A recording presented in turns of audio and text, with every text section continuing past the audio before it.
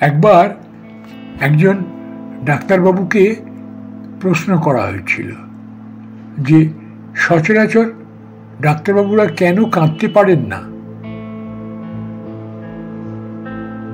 সেই ডাক্তারবাবু জবাবে বলেছিলেন,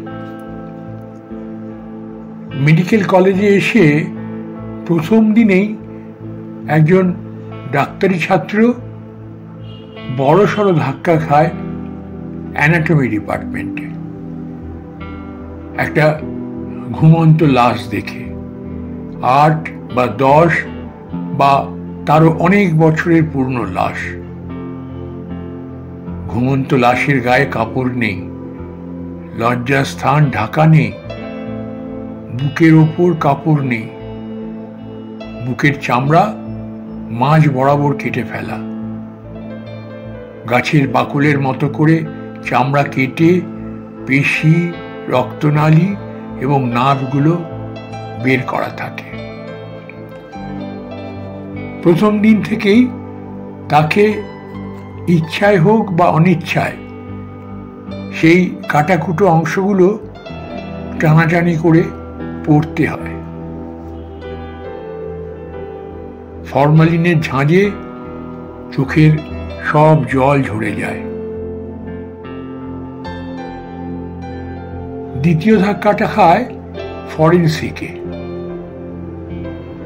মর্গে গলায় দড়ি দিয়ে মরা, ট্রেনে গলা কেটে মরা, জলে ডুবে মরা, জলে ডুবিয়ে মারা, রোড ট্রাফিক অ্যাক্সিডেন্টে 8 টুকরো লাশের জমাট বাঁধা রক্তপিণ্ড দেখে সে বিভ্রান্ত হয়ে যায়,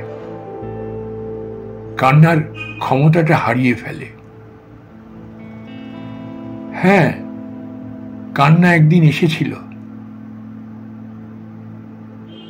অবিবাহিতা মৃত মায়ের জরায়ু কেটে যখন মৃত মায়ামাখা সুন্দর একটি শিশুকে বের করে এনেছিলেন স্যার, কান্না থেমে গিয়েছিল।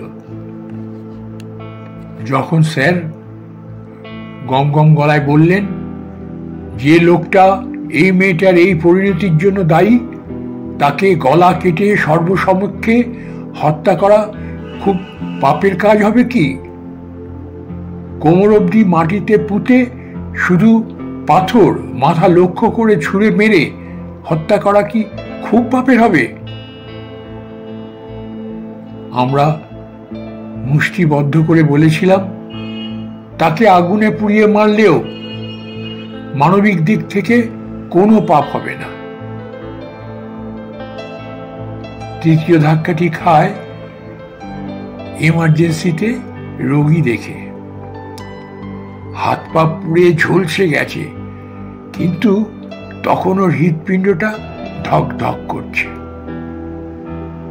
বুকের পাঁজর ফেটে ছিন্ন বিচ্ছিন্ন হয়ে গেছে, কিন্তু রোগী কষ্ট করে কোনো মতে হৃৎপিণ্ডটাকে বাঁচিয়ে রেখেছে। যেদিন আমার কোনো সমস্যা নেই বাবা, শুধু বুকটা ভারী লাগছে বলার পর ইসিজি করতে করতেই লোকটা চোখ বন্ধ করে ফেলে।